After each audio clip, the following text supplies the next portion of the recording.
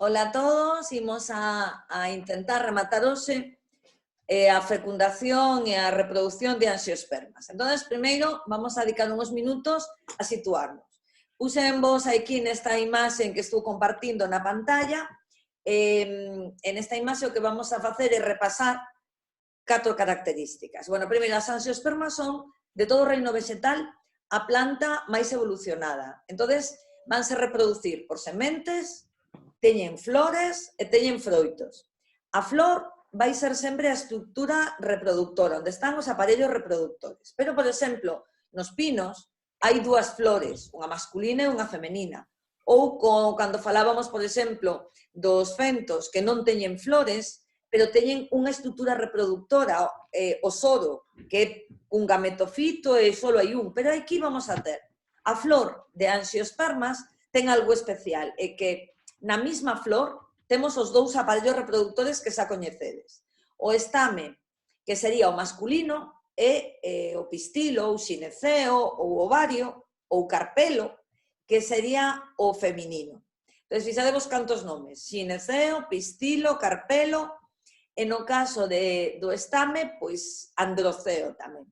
Partes, tendelas aí de diante, as tendes na libreta. O estame ten a parte de arriba, que sería a antera, e o filamento. Na antera, repaso que xa explicamos, tiña lugar a meiose. Entón, as células das anteras por meiose formaban un microesporanxio que vos pon aquí, antera, vedes aquí no medio. Antera por meiose vai nos dar as células que por mitose formarán o grande polen. Entón, tendes que ter claro que o gametofito masculino é o grande polen e que no seu interior ten que ir o gameto masculino. No caso da aparellos reproductores feminino, tiñamos pois a botellita esta que tendes aquí, o xineceo, estigma, estilo e ovario.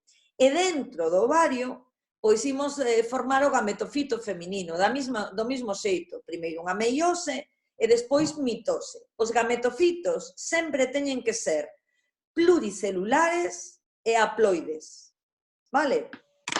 E dentro teñen que ter os gametos. Bueno, pois hasta aquí isto xa estaba explicado. Que vamos a explicar hoxe? Bueno, xa dixéramos tamén que o grande polen tiña que ir hasta ese xineceo, hasta ese aparello reproductor feminino, e o podía facer empuxado polo vento ou a través dos insectos. Iso se chamaba polinización. E podía ser anemógama, cando é polo vento, e entomógama, cando é a través dos insectos. Bueno, pois, imaginamos que tendes aí no debuxo que o grande polen apóllase aí, apóllase no estigma. No estigma hai como unhas sustancias pegajosas que fan que o grande polen se adhiera. Pero claro, temos o problema, o gametofito femenino, onde está?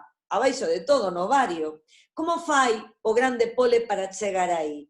Pois non sei se o apreciades ben, pero vaise formar un tubo.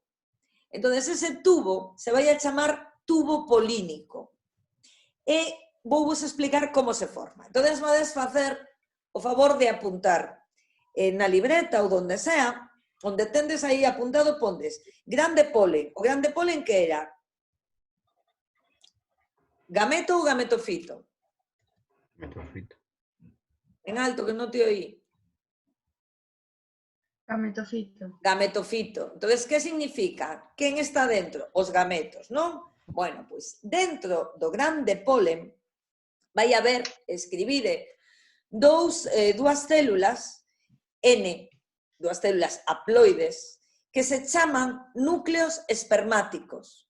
Entonces, temos un grande polen e dentro dúas células N que se chaman núcleos espermáticos. Bueno, pois un deles, un núcleo espermático, cando o grande polen está apoiado aí no estigma, vai a sufrir mitoses, moitas mitoses, e vai dar lugar ao tubo polínico. Entonces, escribides grande polen, dous núcleos espermáticos, un núcleo espermático por mitose forma o tubo polínico. Está?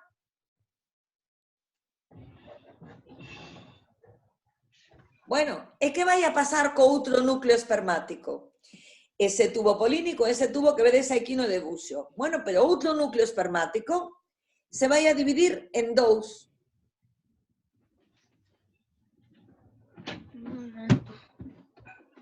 El teclado. Me escoitades? El ratón. Sí, escoitamos. Ah, es que escuché el ratón, si tienes algún problema. Entonces, a ver, un núcleo espermático forma o tubo polínico e outro, xa vou a simplificar, vais a encargar de actuar como o gameto masculino, vale? Vai a actuar como o gameto masculino e vais a encargar da fecundación. Entonces, por dentro do tubo polínico, vai a baixar ese núcleo espermático e vai a chegar aquí abaixo. Dentro do saco embrionario, que é o gametofito feminino, pois van a estar unhas células e se vai a producir a fecundación. Vai estar o gameto feminino que se chama oosfera e se vai a producir pois o cigoto. E a partir de aí, por mitose, obtemos a semente. É un pouco máis complicado. De feito, no caso das anxiospermas, é no único reino, ou sea, na única parte do reino vegetal que hai unha doble fecundación. Pero ahora as circunstancias fan que non vos lo pode explicar mellor. Entonces, vamos a quedarnos cas ideas básicas, que van a ser o grande polen apóllase no estigma, no seu interior pois vai haber células N, unha delas vai a dar lugar á formación de tubo polínico por mitose e outra célula N vai a chegar ao saco embrionario e vai a fecundar a oosfera. Aí dentro, ese cigoto, esa primeira célula é a célula da semilla. Como resultado desa fecundación, vaise obter a primeira célula da semente. E aí dentro, toda esta parte de aquí da botella do xineceo, o ovario, chamase ovario maduro, vai ser o froito. E dentro queda a semilla. Entón, cando vos vedes unha mazá, e no seu interior temos as sementes. Esas sementes se produciron, como acabo de explicar, cando o grande polen forma o tubo polínico e o gameto masculino que baixa por dentro se une ao gameto feminino e se forma a semente. E queda aí dentro. E toda a flor vaise engrosando, todo o ovario vaise engrosando e o pedúnculo da flor e van dar lugar ao froito. Nos, moitas veces non nos damos conta, pero vemos, pois, as mazás, por exemplo. Tú ves todos as árbores en flor e cando te das conta xa están cheas de froitas. Pois esa transformación é eso. O pistilo ca semente dentro vai dar lugar ao froito. Vos mandei outro día uns debuxos para que os copiarades na libreta, que tiñan as partes da semente e as partes do froito. Entón, o froito é típico, pois un melocotón, unha mazá, que partes ten? Todo o froito chamase carpio e a membrana epicarpio, a carne do froito mesocarpio e o interior endocarpio. Eso xa o tendes na libreta porque moitos o fixestedes, non todos, pero moitos mo mandastes. Eso vin que o farías. E despois, con respecto á semente, vos correxín que no debuxo que vos puxen hai unha membrana que non está ben. Eran, esperade que entro aquí e vos la enseño. Eran esta e tegumen e casi todos me puxestedes tegmen. Entonces entendo que estaba así no debuxo. Entonces vos lo correxín a todos. Esperade que entramos a velo. Perdón. Porque eso a vos xa non vos vai a pasar, pero cando en outros cursos tiñamos un curso normal e clases presenciais, eu nesta parte de reproducción vegetal sempre o que preguntaba sempre eran os debuxos cas partes. Entón, este debuxo, a ver se para un pouco, ou se son eu.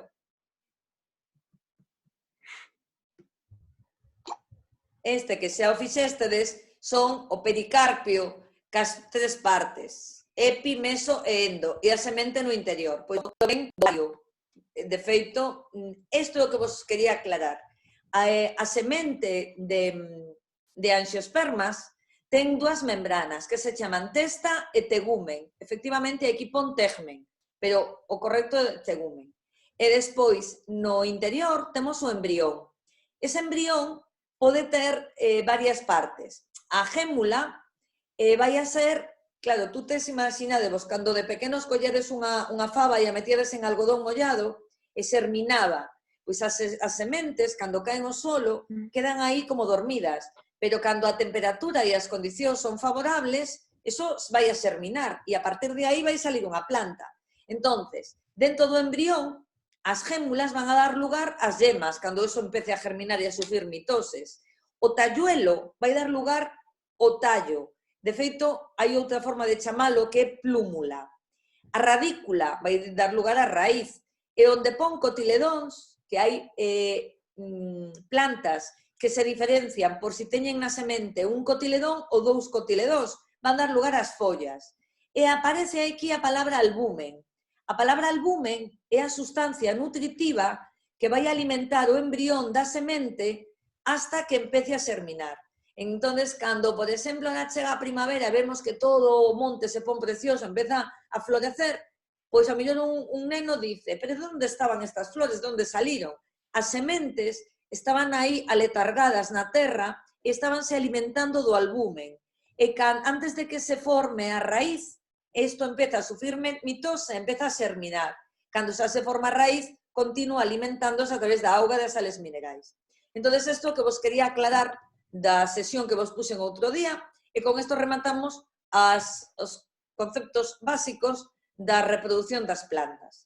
Entón, vou facer para outra clase un test moi sinxelo, tipo test, fago un formulario online para que vos sea menos, vos dé menos traballo, e facedes o formulario e xa un pouco xogando, vos autocomprobades se entendedes as cousas ou non. Estamos?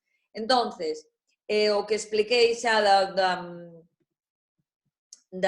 do que quería explicaros e da fecundación, xa está. Simplemente que sepades como se formaba o tubo polínico e como por dentro do tubo polínico baixaba o gameto masculino para fecundar o gameto feminino no ovario. E que a partir do ovario maduro temos o fruto.